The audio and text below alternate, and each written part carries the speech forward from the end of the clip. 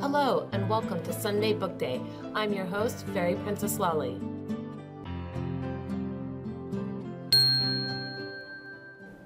Today we'll be reading from the Lilac Fairy Book, a collection of fairy tales by Andrew Lang.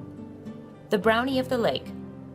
Once upon a time there lived in France a man whose name was Jean Moreau. You might have walked a whole day without meeting anyone happier or more contented, for he had a large farm, plenty of money, and above all, a daughter called Barbec, the most graceful dancer and the best-dressed girl in the whole countryside. When she appeared on holidays in her embroidered cap, 5 petticoats, each one a little shorter than the other, and shoes with silver buckles, the women were all filled with envy.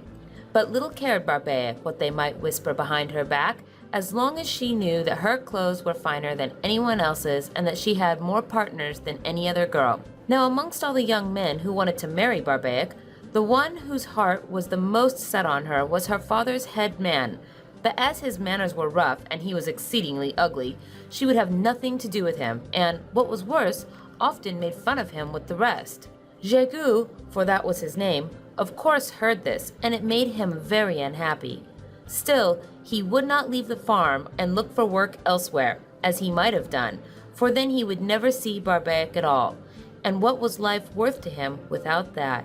One evening, as he was bringing back his horses from the fields, he stopped at a little lake on the way home to let them drink. He was tired with a long day's work, and he stood with his hand on the mane of one of the animals, waiting till they had done, and thinking all the while of Barbec, when a voice came out of the gorse close by. "What's the matter, Jégu? You mustn't despair yet." The young man glanced up in surprise and asked who was there. "It is I, the Brownie of the Lake," replied the voice. "But who are you?" inquired Jégu. "Look close, and you will see me among the reeds in the form of a little green frog. I can take," he added proudly, "any shape I choose, and even, which is much harder, to be invisible if I want." "Then show yourself to me in the shape which your family generally appear," replied Jégu. "Certainly, if you wish." And the frog jumped onto the back of one of the horses and changed into a little dwarf all dressed in green. This transformation rather frightened Jégu, but the brownie bade him have no fears, for he would not do him any harm. Indeed, he hoped that Jégu might find him of some use. "But why should you take interest in me?" asked the peasant suspiciously. "Because the service you did me last winter, which I have never forgotten," answered the little fellow. "You know, I am sure, that the Corrigans who dwell in the White Corn County have declared war on my people because they say that we are the friends of man. We were therefore obliged to take refuge in distant lands and to hide ourselves at first under different animal shapes. Since that time, partly from habit and partly to amuse ourselves, we have continued to transform ourselves, and it was in this way that I got to know you." "How?" exclaimed Jégu, filled with astonishment. "Do you remember when you were digging in the field near the river 3 months ago and you found a robin redbreast caught in a net?" "Yes," answered Jégu. "I remember it very well. I opened the net and let him go."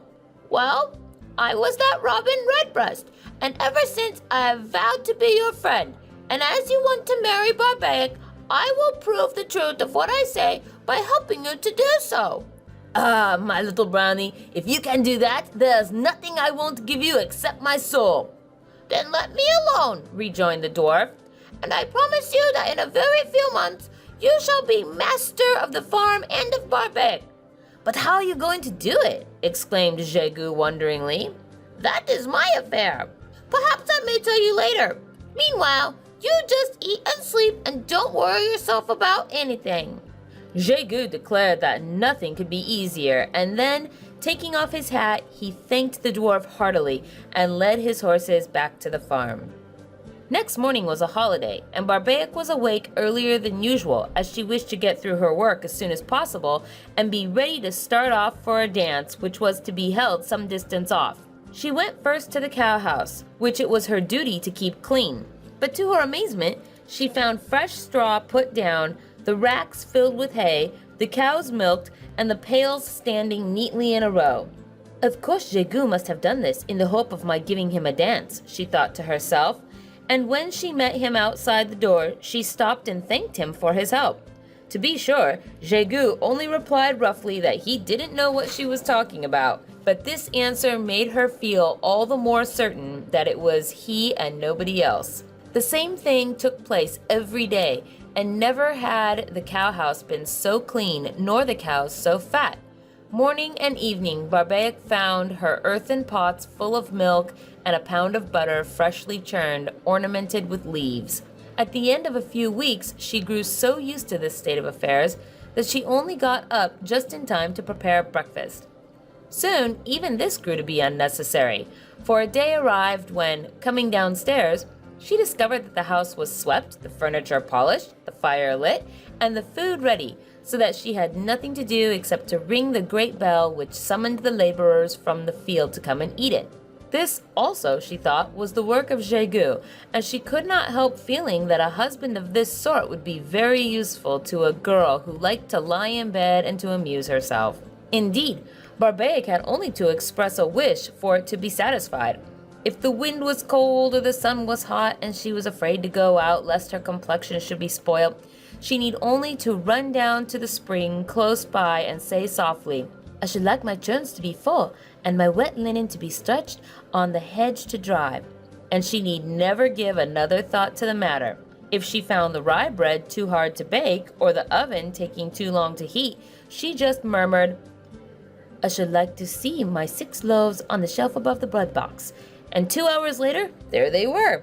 If she was too lazy to walk all the way to the market along a dirty road, she would say out loud the night before, "Why am I not already back from Morlaix with my milk pot empty, my butter bowl inside it, and a pound of wild cherries on my wooden plate, and the money I have gained in my apron pocket?" And in the morning, when she got up, lo and behold, there were, standing at the foot of her bed, the empty milk pot with the butter bowl inside, the black cherries on a wooden plate, and 6 new pieces of silver in the pocket of her apron.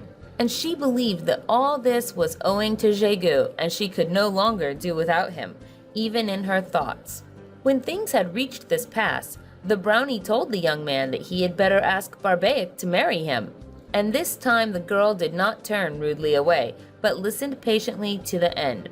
In her eyes, he was as ugly and awkward as ever, but he would certainly make a most useful husband, and she could sleep every morning till breakfast time just like a young lady, and as for the rest of the day, it would not be half long enough for all she meant to do.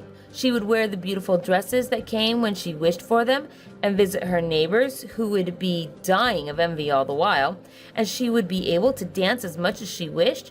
Jegu would always be there to work for her and save for her and to watch over her.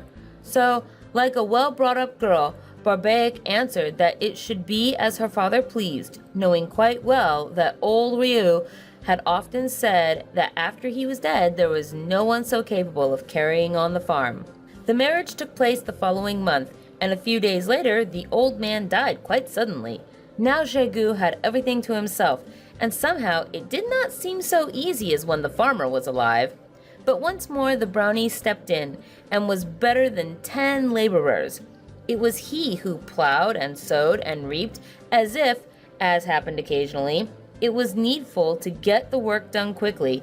The Brownie called in some of his friends, and as soon as it was light, a host of little dwarfs might have been seen in the fields, busy with hoe, fork, or sickle. But by the time the people were about, all was finished, and the little fellows had disappeared. And all the payment the Brownie ever asked for was a bowl of broth. From the very day of her marriage, Barbaic had noted with surprise and rage that things ceased to be done for her as they had been done all the weeks and months before. She complained to Jegu of his laziness, and he only stared at her, not understanding what she was talking about. But the Brownie, who was standing by, burst out laughing and confessed that all the good offices she spoke of had been performed by him for the sake of Jegu, but that now he had other business to do, and it was high time that she looked after the house herself. Barbaic was furious. Each morning when she was obliged to get up before dawn to milk the cows and go to the market, and each evening when she had to sit up till midnight in order to churn the butter, her heart was filled with rage against the Brownie who had caused her to expect a life of ease and pleasure. But when she looked at Jegu and beheld his red face, squinting eyes, and untidy hair, her anger was doubled. "If it had not been for you, you miserable dwarf," she would say between her teeth, "if it had not been for you, I should never have married that man, and I should still have been going to dances where the young men have brought me presents of nuts and cherries and told me that I was the prettiest girl in the parish. Well, now I can receive no presents except from my husband. I can never dance with anyone except my husband. Oh, you wretched dwarf, I will never, never forgive you." In spite of her fierce words, no one knew better than Barbaic how to put her pride in her pocket when it suited her, and after receiving an invitation to a wedding, she begged the brownie to get her a horse to ride there. To her great joy, he consented, bidding her set out for the city of the dwarves and to tell them exactly what she wanted. Full of excitement, Barbaic started on her journey. It was not long, and when she reached the town, she went straight to the dwarves who were holding council in a wide green place and said to them, "Listen, my friends, I have come to beg you to lend me a black horse with eyes, a mouth, ears, bridle, and saddle."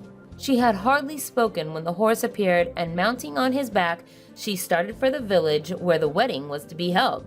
At first, she was so delighted with the chance of a holiday from the work which she hated that she noticed nothing.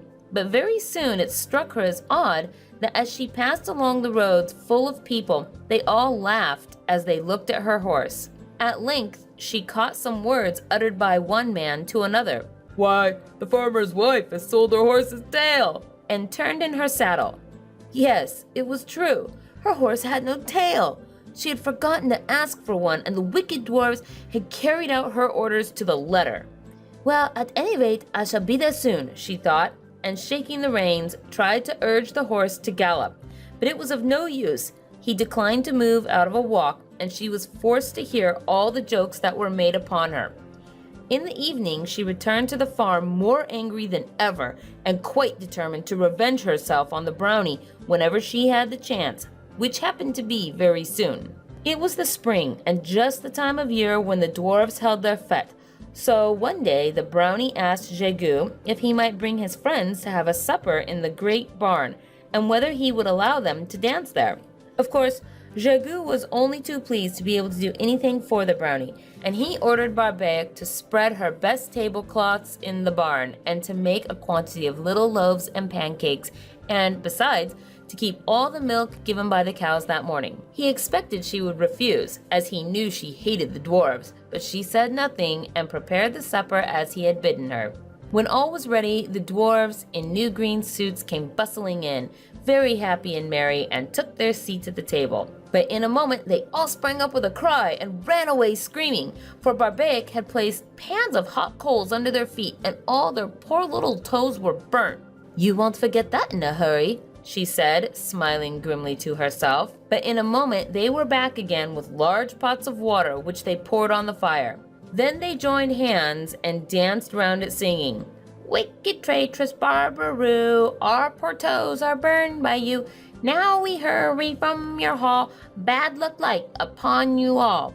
That evening they left the country forever, and Jegu, without their help, grew poorer and poorer, and at last died of misery, while Barbaic was glad to find work in the market of Morlaix. The end.